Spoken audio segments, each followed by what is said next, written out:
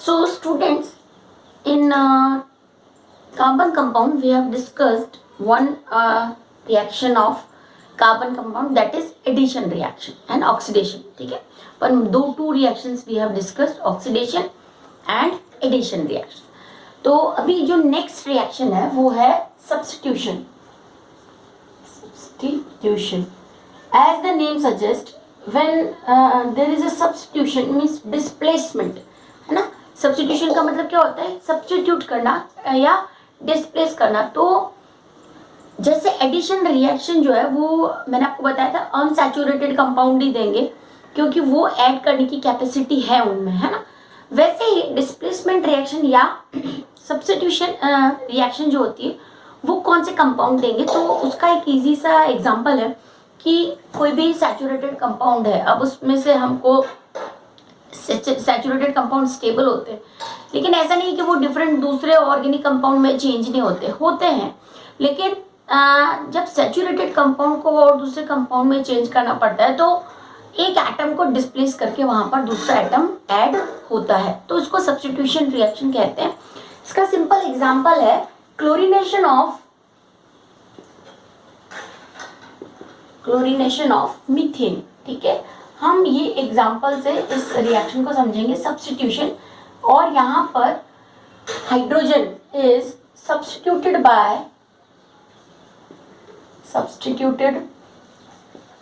Bye chlorine. ठीक है, chlorine, ये एग्जाम्पल हो गया इसका. अब कैसे इसमें सब्स्टिट्यूशन होता है? सपोज करो ये जो रिएक्शन है वो मीथेन है. मीथेन में आपको पता है कि 4 हाइड्रोजन है इस टाइप से, है ना. ये रिएक्शन अल्ट्रावायलेट लाइट की प्रेजेंस में, अल्ट्रावायलेट लाइट को ऐसे रिप्रेजेंट करते हैं, क्लोरीन के साथ होती है.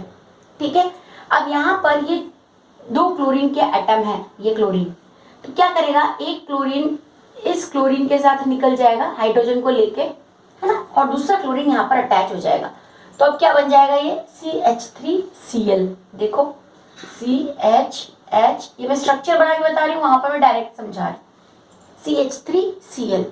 तो ये अभी था मीथेन, और ये अभी क्या बन जाएगा, क्लोरोमीथेन. आपको पता है कि हैलोजन के प्रीफिक्सेस यूज करते हैं, 1 कार्बन क्लोरोमीथेन. ठीक है, क्या हुआ इसमें, 2 क्लोरीन के एटम थे, एक क्लोरीन का एटम हाइड्रोजन को डिस्प्लेस कर दिया उसने, और दूसरा जो क्लोरीन का एटम था वो यहाँ पर ऐड हो गया, तो यहाँ पर -HCl हो जाएगा. ठीक है, ये हो गया सब्स्टिट्यूशन रिएक्शन. अब इसमें बाकी के और भी तो हाइड्रोजन है, तो वो भी सब्स्टिट्यूट हो सकती है.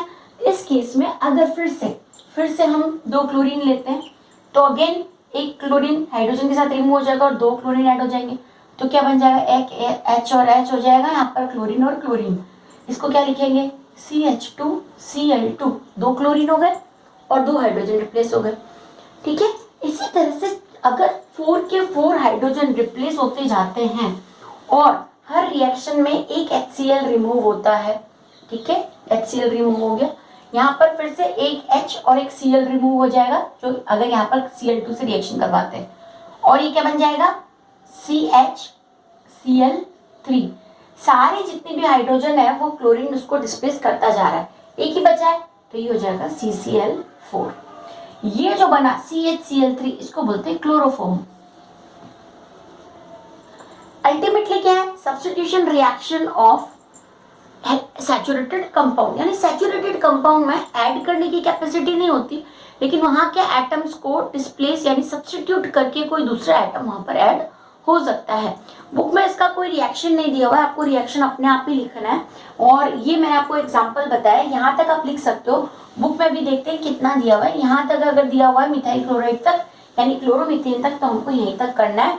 अल्ट्रावायलेट लाइट की प्रेजेंस में क्लोरीनेशन हो जाता है मीथेन का.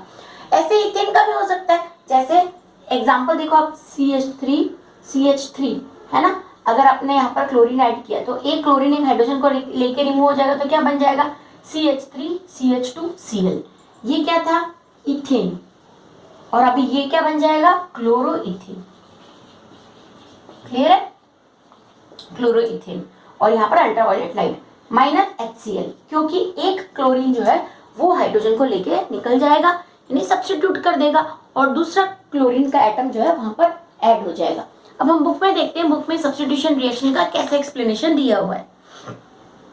सैचुरेटेड कंपाउंड, फर्स्ट लाइन ही यही है, saturated compound.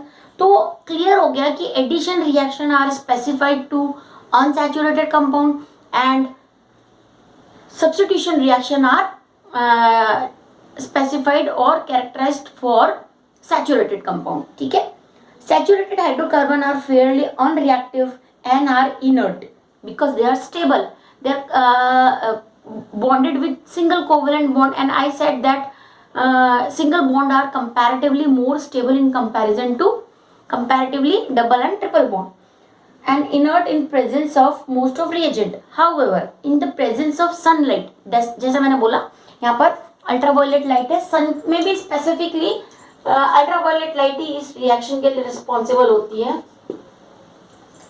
sunlight, chlorine is added to hydrogen in very fast reaction. Chlorine is added in hydrogen in very fast reaction, मैंने आपको बताया, नीचे रिएक्शन दिया हुआ है। Chlorine can replace hydrogen atom 1 by 1। मैंने जैसे आपकी बुक में तो सिर्फ एक ही हाइड्रोजन को रिप्लेस करके बताया है, मैंने आपको चारों के चारों हाइड्रोजन बताइए कैसे रिप्लेस होती है। It is called substitution reaction because one type of atom or group of atom can take place of another, or we can say one atom or group of atom can substitute hydrogen. A number of products are usually formed with the higher homologous of alkane. Higher homologous of alkane मतलब methane, ethane, propane, सभी से आप substitution करवा के बहुत different type of product obtain कर सकते हो। ठीक है, तो यही एक रिएक्शन जो है सब्स्टिट्यूशन का एक्सप्लेनेशन यहाँ पर खत्म हो गया। रिएक्शन भी मैंने आपको समझा दी, नीचे दिया हुआ है। जब भी कोई रिएक्शन लिखते हैं नीचे यहाँ पर लिखना कंपलसरी होता है। ये एक मार्क्स गेन करने के इम्पोर्टेंट ट्रिक्स हैं कि अगर आप यहाँ नहीं लिखते हो, जैसे बुक पे कहीं पर भी नहीं लिखा हुआ लेकिन हमको लिखना है ना, तो यहाँ पर अगर हमको पता है कि इसका नाम मीथेन है और यहाँ पर क्लोरोमीथेन कहते हैं तो वो नेम हमको लिखने चाहिए। ठीक है, तो इसके बाद यहाँ तक हमारा केमिकल रिएक्शंस टॉपिक जो है वो हो गया है। 3 केमिकल रिएक्शन हमने किया है, ऑक्सीडेशन, एडिशन एंड सब्स्टिट्यूशन। ठीक है, इतना करने के बाद जैसे इसमें 2 क्वेश्चन देख लेते हैं एक बार कौन कौन से दिए हुए हैं। Why the conversion of ethanol is to ethanoic acid is an oxidation reaction. हमने जो की थी कि ये एथेनॉल है CH3CH2OH और इससे बन रहा है CH3COOH। Why this is an oxidation reaction? Question ये है, ये ऑक्सीडेशन रिएक्शन क्यों है ना? Because in this reaction oxygen is added और alcohol is oxidized into acid। ठीक है, अल्कोहल जो है वो एसिड में ऑक्सीडाइज होता है और एक जो ऑक्सीजन है वो इसमें ऐड होता है, that's why it is an oxidation reaction. A mixture of oxygen and ethine is burned for welding. Can you tell why the mixture of ethine and air is not used? अभी देखो ethyne का जो यहाँ पर fuel की तरह use दिया हुआ है, इसमें डू यू नो वाले में ये पैराग्राफ दिया हुआ है, इथाइन का यूज होता है वो वेल्डिंग के लिए यूज होता है।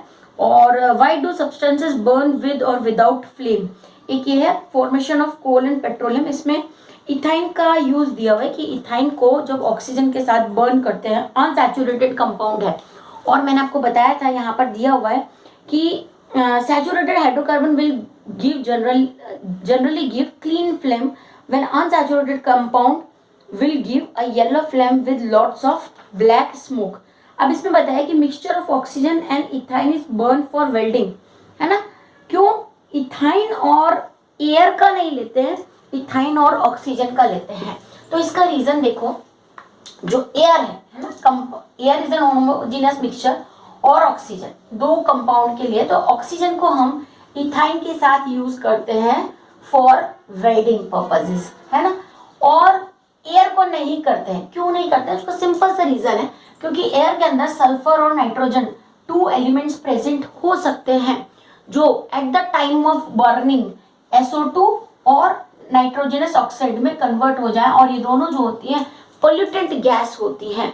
That's why air is not used, instead of air we used pure oxygen for welding purposes, है ना, ताकि जो अमाउंट ऑफ यहाँ पर जब वेल्डिंग होगा या जब हीट प्रोड्यूस होगी तो डायरेक्टली कौन सी गैस निकलेगी, CO2 and H2O he release होगा, है ना, या जो पूरी जो हाइड्रोकार्बन है वो एनर्जी में ही कन्वर्ट होगा, पोल्यूटेंट गैसेस फॉर्म नहीं होगी।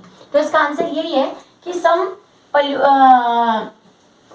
Elements like nitrogen and sulphur which gives sulfur dioxide and nitrogen dioxide or nitrogenous oxide in presence of oxygen.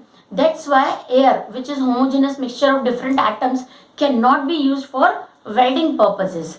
Okay, so it can produce lots of smoke. ये भी इसका answer हो सकता है कि unsaturated है वैसे भी स्मोक प्रोड्यूस करेंगे, और उसके साथ अगर कुछ डस्ट पार्टिकल एयर के हैं या ये जो एटम्स हैं ये और आ गए तो और ज़्यादा वो हार्मफुल हो सकते हैं। ठीक है, अब हमारी बुक में दो कंपाउंड की डिटेल्स दी हुई है। जो न्यू सिलेबस डिजाइन हुआ है उसमें ये नहीं है, है ना, ये सारा मेंशन नहीं है, अभी तक का केमिकल रिएक्शन तक का सिलेबस है। लेकिन जैसे मैंने आपको बताया कि जब भी एग्जामिनेशन में पेपर आता है तो जो एग्जामिनर पेपर सेट करता है उसके माइंड में पूरा चैप्टर एक फिट है ना, अगर चेंजेस होते भी हैं माइनर चेंजेस तो वहां तक उसका अगर ध्यान नहीं जाए तो वो उस सेक्शन में से भी क्वेश्चन बन जाते हैं जो रिमूव किया हुआ है। इसलिए हम पेरिफेरली थोड़ा थोड़ा यानी सारा जो रिमूव किया हुआ सेक्शन है वो भी हम थोड़ा करेंगे, बहुत ज़्यादा डिटेल नहीं करेंगे, और लास्ट में हम सिर्फ रीड करके उसको छोड़ देंगे। लेकिन अभी के लिए हम ये सारा सेक्शन सीखेंगे। तो दो ऑर्गेनिक कंपाउंड हमारे सिलेबस में है स्टडी करने के, एक है एथेनॉल और दूसरा है एसिटिक एसिड और एथेनोइक एसिड। ठीक है, एथेनॉल है ना, 2 कार्बन का ये अल्कोहल है, मोस्ट कॉमन अल्कोहल है। एथेनॉल को जनरली अल्कोहल कहते हैं, वाइडली यूज्ड लिक्विड है, एक अच्छा सॉल्वेंट है, जो मेडिसिन वाटर में डिजोल्व नहीं होती वो अल्कोहल में डिजोल्व होती है। That's why it is used in tinctures and cough syrups. Alcohol का जो यूज होता है वो फार्मास्यूटिकल इंडस्ट्रीज में कुछ सिरप्स बनाने में और टिंचर्स है ना, टिंचर होते हैं ना, स्पिरिट जिनको बोलते हैं, वो बनाने में यूज होता है। और अभी तो आप जानते हो कि जितने भी सैनिटाइजर्स हैं वो कुछ अमाउंट ऑफ परसेंटेज एथेनॉल लिखा हुआ है, आप सैनिटाइजर्स पे देखिए 10% एथेनॉल इस टाइप का लिखा हुआ है, तो they are good disinfectant also, है ना। तो सैनिटाइजेशन के लिए भी इसका अभी यूज बहुत ज़्यादा हो रहा है। मोस्टली जो ड्रिंकिंग सब्सटेंसेस हैं उनमें भी अल्कोहल का यूज होता है। जैसे इसमें बुक में दिया हुआ है, सबसे पहले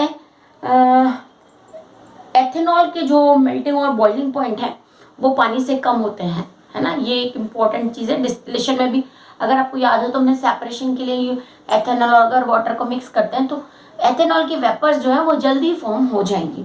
अब बुक में देखो दिया हुआ है, ethanol is commonly called alcohol, it is active ingredient of all alcoholic drinks. In addition because it is good solvent it is used in medicines like tincture, iodine. ये क्वेश्चन होते हैं generally, fill in the blanks, 1 mark, half mark, है ना। तो किस कौन से drink में क्या यूज होता है, मतलब टिंचर आयोडीन में क्या यूज होता है, तो alcohol and cough syrups and many tonics.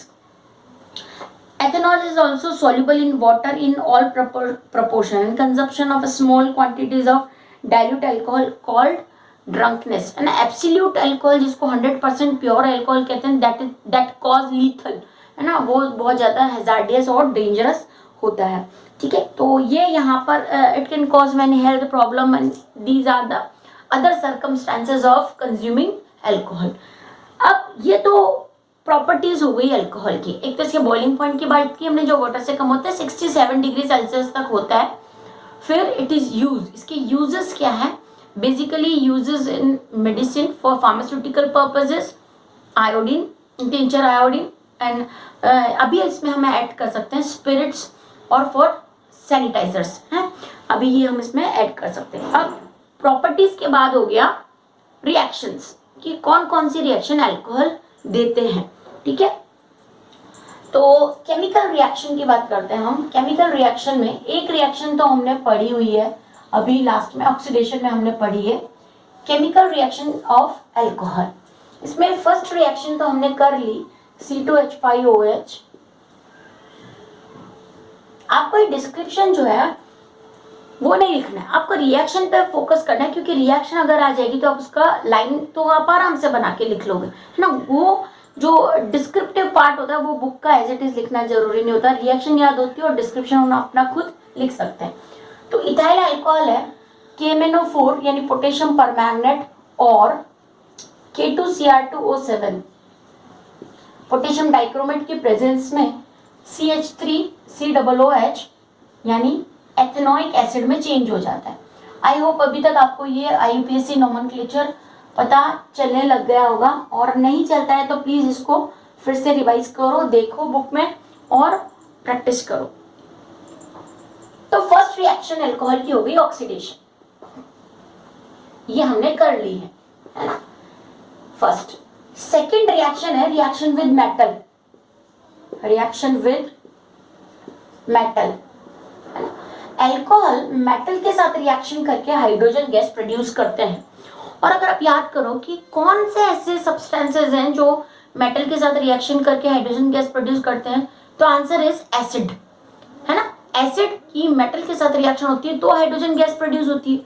That means alcohol का जो नेचर होता है वो एसिडिक होता है, ठीक है। सिंपल सी रिएक्शन है, C2H5OH प्लस Na, है ना, एक सोडियम की रिएक्शन करवाएंगे हम तो ये बन जाएगा C2H5ONa, है ना, प्लस H2, ठीक है। ऑर्गेनिक के रिएक्शंस को जनरली बैलेंस करने की रिक्वायरमेंट नहीं होती, यहाँ पर हम ये हाइड्रोजन गैस रिमूव करते हुए बता देंगे, ठीक है। तो ये हो गया रिएक्शन विद मेटल जिसमें हाइड्रोजन गैस रिमूव होती है and it represent the acidic nature of alcohol. This reaction shows acidic nature of alcohol. इसका नेम भी बुक में लिखा हुआ है, sodium ethoxide, sodium ethoxide. Clear हो गया। तो ये दो रिएक्शन हमारी बुक में दी हुई है, एक और है वो भी करते हैं। पहले बुक में ये ऑक्सीडेशन नहीं दिया हुआ, लेकिन अगर रिएक्शन ऑफ अल्कोहल की बात करते हैं, कौन कौन सी रिएक्शन दे रहा है अल्कोहल, तो उसमें ऑक्सीडेशन भी आएगा। फिर रिएक्शन विद मेटल। अब थर्ड रिएक्शन है विद कंसंट्रेट H2SO4। H2SO4 को क्या बोलते हैं, सल्फ्यूरिक एसिड। अगर एथेनॉल को कंसंट्रेट H2SO4 के साथ रिएक्शन करवाते हैं, यहाँ पर H2SO4 लिया तो इसी कुछ भी नहीं होता, रिएक्शन कराई यानी एथेनॉल के अंदर कंसंट्रेट H2SO4 डाला तो क्या हो जाएगा, वाटर रिमूव हो जाएगा और एक अनसैचुरेटेड कंपाउंड बन जाएगा जिसको क्या बोलते हैं, इथीन। इथीन ये -H2, ठीक है। तो वाटर रिमूव होने की वजह से अब कुछ किसी भी कंपाउंड में से कुछ रिमूव हुआ तो वहां पर अनसैचुरेशन आ जाएगा ना, क्योंकि पहले वो सैचुरेटेड था, स्टेबल कंपाउंड था, उसमें से कोई मॉलिक्यूल निकल गए, एटम निकल गए और कुछ ऐड नहीं हुआ, सब्स्टिट्यूट नहीं हुआ, सिर्फ निकल गए। निकलने की वजह से वैलेंसी सेटिस्फाइड करने के लिए वहां पर क्या आ जाता है, डबल बॉन्ड आ जाता है। ये मैं अभी आपको समझाऊंगी कैसे होता है, वो भी आप समझ सकते हो, लेकिन यहाँ पर बुक में ऐसे ही दिया हुआ है। तो आप ये रिएक्शन करो, कंसंट्रेट H2SO4 लेना है, उसके साथ वाटर रिमूव हो जाएगा और ये इथीन बन जाएगा। क्योंकि इसमें वाटर रिमूव होता है इसलिए इस रिएक्शन को डिहाइड्रेशन कहते हैं, रिमूवल ऑफ वाटर, ठीक है। ये भी आपकी बुक में दिया हुआ है। रिएक्शन विद दोनों का डिटेल दिया हुआ है, एक बार मैं डिटेल आपको पढ़ देती हूँ। रिएक्शन विद मेटल में क्या दिया हुआ है, alcohol react with sodium leading to evolution of hydrogen with ethanol, the other product is sodium ethoxide. फिर we can recall the substances which give hydrogen with metals, so that are acids. Reaction to give unsaturated hydrocarbon, that means reaction with concentrate H2SO4 which give unsaturated hydrocarbon. Heating ethanol at 443 Kelvin temperature with excess of concentrate H2SO4 यानी sulfuric acid result in the dehydration, मैंने अब reaction का नाम लिख दिया, dehydration of ethanol to give ethene, okay। तो ये हो गया। The concentrated sulfuric acid is known as dehydrating agent which removes water from alcohol, obviously जैसे ऑक्सीडेशन करने वालों को ऑक्सीडाइजिंग एजेंट कहते हैं, वैसे ही वाटर रिमूव करने वाले सब्सटेंसेस को यानी इस सब्सटेंस यानी कंसंट्रेट H2SO4 को डिहाइड्रेटिंग एजेंट कहते हैं। ठीक है, अब मैं आपको बताती हूँ कि इस अल्कोहल में से वाटर रिमूव कैसे हुआ है। ये रिएक्शंस हो गई, 3 आपको लर्न रखनी है बुक में, जहां पर टॉपिक दिया वहां पर 2 ही दी हुए, लेकिन आपको तीनों ही केमिकल रिएक्शन अल्कोहल की कंसिडर करनी है। Oxidation, reaction with metal and reaction with concentrate H2SO4 और वी कैन से डिहाइड्रेशन। ठीक है, तो अब ये अल्कोहल में से वाटर कैसे रिमूव हुआ देखो। अगर हमें अल्कोहल की स्ट्रक्चर बनाते हैं तो ये अल्कोहल का स्ट्रक्चर है, ये OH मैंने यहाँ लगा दिया, H और H, यही तो है CH3 CH2OH, हमने ऐसे बनाया CH3 CH2OH, है ना। इस OH को आप यहाँ पर भी ऐड कर सकते हो, कहीं भी ऐड कर सकते हो, यहाँ भी कहीं पर भी ऐड ये हो सकता है ना। तो अगर मान लो हमने कंसंट्रेट H2SO4 लिया तो हम रिमूव क्या कर रहे हैं, वाटर, H2O, H ये रहा, एक H है तो H2 हो गया। अब ये रिमूव होने की वजह से यहाँ पर क्या होगा, बॉन्ड फ्री तो नहीं रह सकता, बॉन्ड तो बनेगा। तो कैसा बॉन्ड बन जाएगा, CH डबल बॉन्ड H और H, तो ये क्या हो गया, CH2 double bond CH2, that is ethene. Clear हो गया।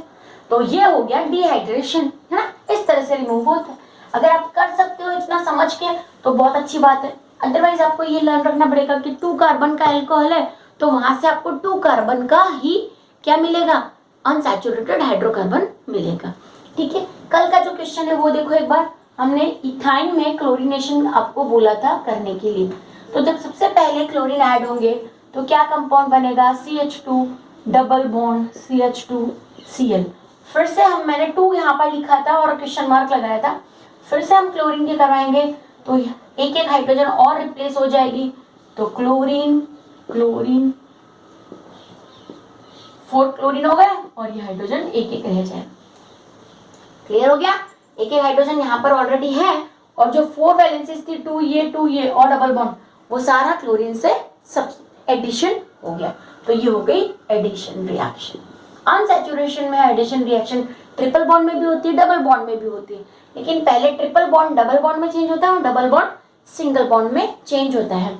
यानी एडिशन अगर अवेलेबल है मॉलिक्यूल ऐड होने के लिए तो तब तक होता रहता है जब तक कि सारा अनसैचुरेशन जो है वो सैचुरेटेड यानी सिंगल बॉन्ड में चेंज ना हो जाए। सो स्टूडेंट्स, यहाँ तक अभी हमने किया है। नेक्स्ट सेशन में हम एथेनोइक एसिड करेंगे यानी एसिटिक एसिड, और बैक एक्सरसाइज भी करेंगे। उसके बाद एक और इम्पॉर्टेंट टॉपिक रह जाएगा शॉर्ट नोट जिसपे बनता है सोप एंड डिटर्जेंट। पहले वाली बुक में सोप एंड डिटर्जेंट एक सबसे इम्पोर्टेंट सेक्शन था जिसमें बोर्ड में क्वेश्चन यूजुअली पूछते थे। अभी यहाँ पर इतना इसका नहीं बताया, इम्पोर्टेंस नहीं बताया और रिमूव किया है, लेकिन हम थोड़ा सा करेंगे। तो एथेनोइक एसिड और soap and detergent for next session. Thank you.